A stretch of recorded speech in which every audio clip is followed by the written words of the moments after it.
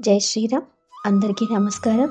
భగవద్గీత 2వ అధ్యాయము సంఖ్యాయోగము 51వ అనువాదము.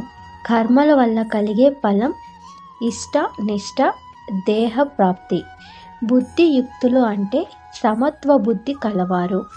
ఫలాన్ని వదిలేసి మనుషులై అంటే జ్ఞానులై జీవించి ఉండగానే జన్మబంధం నుండి విముక్తులై దుఃఖరహితమైన మోక్షం అనే పరమ విష్ణుపదం చేరుకుంటారు.